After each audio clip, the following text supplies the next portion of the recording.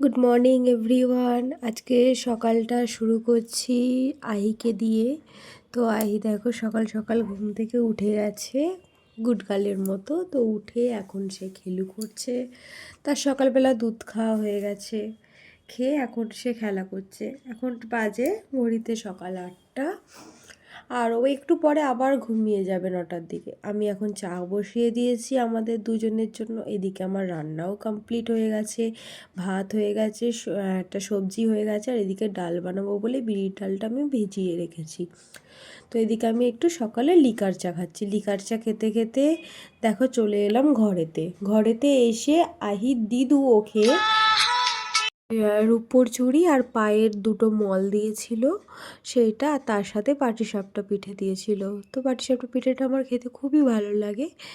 তো দেখো সেই করতে করতে এখানেতে দুপুরের দিকে একটু বৃষ্টি নামছিল। নামার পরে তারপরে দেখো ও যে দেখালাম না আমি তোমাদেরকে যে পায়ের মল ওইগুলো দিয়েছে, তার সাথে আরও দিয়েছে একটা রূপোর হার দিয়েছে, আর তার সাথে দিয়েছে রূপোর চুড়ি। এগুলো তোমাদেরকে আমি একটা অন্য ভিডিওতে দেখাবো। আর এদিকে দেখো তার ন্যানের প্যাকেট এসেছে, তো ন্যানের প্যাকেটটাকে সে নিয়ে খেলা করছে। মানে খেলা করছে। আর এই যে লেপটা, এটা ওর দিদু দিয়েছে, লেপটা ওর দিদু দিয়েছে, ওটাকে ওর উপরে শুয়েও খেলা করছে। তারপরে এবার রাত হয়ে গেছে, রাতে ওর বাবার সাথে এবার ফাইটিং করবে। মানে দুজনে মিলে, দুজনেই কম যায় না, পাপাও কম যায় না, মেয়েও কম যায় না, দুজনেই বদমাশ বলতে গেলে। আর পাপার বুকের ওপরে বসে সে কিভাবে পাপার সাথে ফাইট করছে শুধু নিজের চোখেই তোমরা দেখতে থাকো। দেখো শুধু সিনটা। আগে ওকে রাগাচ্ছে ওর পাপা এখন এটা, কিন্তু হ্যাঁ তারপরে এবার ফাইটিংটা শুরু হবে।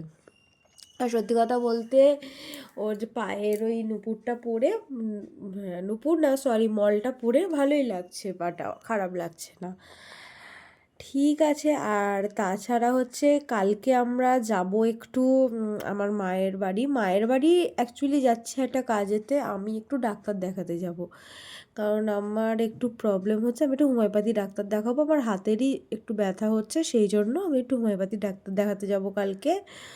চলো কালকে যাব, তখন গিয়ে আমি সেখানকার ভিডিও তোমাদের সাথে শেয়ার করব। আর তাছাড়া তো আমার বাবুর অন্নপ্রাশন মানে মুখে ভাত চলেই এলো সামনের সপ্তাহতে, তখন আরও ভালো ভালো ভিডিও তোমাদের সাথে শেয়ার করব। সামনের সপ্তাহে ওর মুখে ভাত আছে। ওই মুখে ভাত আমাদের তো মানে যেখানে আমাদের গ্রামের বাড়ি, মানে আমার যেখানে শ্বশুর শাশুড়ি থাকে গ্রামে, তো সেখানেতেই হবে। তো সেখানে গিয়ে তোমাদের সাথে ভিডিও শেয়ার করব কি হলো না হলো, ঠিক আছে। চলো দেখো এখনও তারা ফাইট করে যাচ্ছে, ওরা ফাইট করতে ওস্তাদ দুজনেই। আর আমার মেয়েটা কম যায় না। আর এখন ইদানিং আমার মেয়েটার মধ্যে হয়ে গেছে সব সময় শুধু মায়ের কাছে থাকবো, মায়ের কাছে থাকবো, এরকম একটা বায়না জুড়ে নিয়েছে সে। মানে কথা মানে অন্য কারো কাছে সে এখন আর যেতেই চায় না, শুধু মায়ের কাছে থাকবো আর মায়ের কাছে থাকবো করে।